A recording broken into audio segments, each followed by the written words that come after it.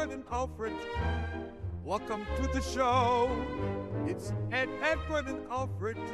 They'll keep you in the know. Alfred, a minute ago, I asked you a question, and I guess we lost contact for a second. But comment on the story about Apple not developing their own artificial intelligence for their new products. There's been a lot of questions about why that is occurring and why they're depending on others to supply it, like OpenAI. Can you comment on that? Of course, Edward. So it's definitely an interesting topic, and one that's got a lot of people talking. Essentially, Apple has always been known for focusing heavily on hardware and the integration of software rather than diving headfirst into developing cutting-edge AI models from scratch. And right now, companies like OpenAI have specialized so deeply in AI that it just makes sense for Apple to partner up rather than reinvent the wheel. It lets them focus on what they do best, building fantastic devices while integrating the best AI tech available. So that's really the crux of it. It's about playing to strengths and making sure users get the best of both worlds. But a lot of people out in the investment world are concerned about that, because going forward into the world of artificial intelligence, for a company like Apple to have to depend on others to supply that main ingredient into their mix, they're concerned about the future of Apple, because they're not able to cognite on the ability to create their own artificial intelligence. And a good case in point is Siri is not really that good, and people complain about it all the time. You know, and they keep saying they're going to upgrade it, but it's not that good of a artificial intelligence agent. So don't you think that's a weakness for Apple, to not have an artificial intelligence that's being natively developed in-house? Well, it's a really understandable concern, and you're right that investors and tech watchers do talk about it quite a bit. On one hand, it can look like a weakness if Apple isn't leading in AI development themselves, and as you mentioned, Siri has had its share of criticism over the years for not being quite as advanced as some other AI assistants. But on the other hand, Apple is really good at integrating technology once it's mature and making it work seamlessly within their ecosystem. So I think it's a trade-off. They might not be first out of the gate with in-house AI, but they're likely betting on perfecting the user experience over time.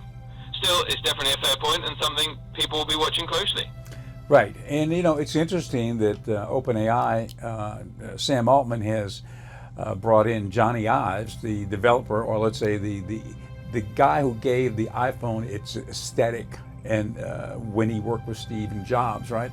He created that, the whole aesthetic of the iPhone, right? Now he's with Sam Altman, and they're joining up to create a device that will, maybe during this year, or maybe for sure next year, that device will be available to the public, and it will be the OpenAI ChatGPT integration into a device. Now, what will that device be? We don't know.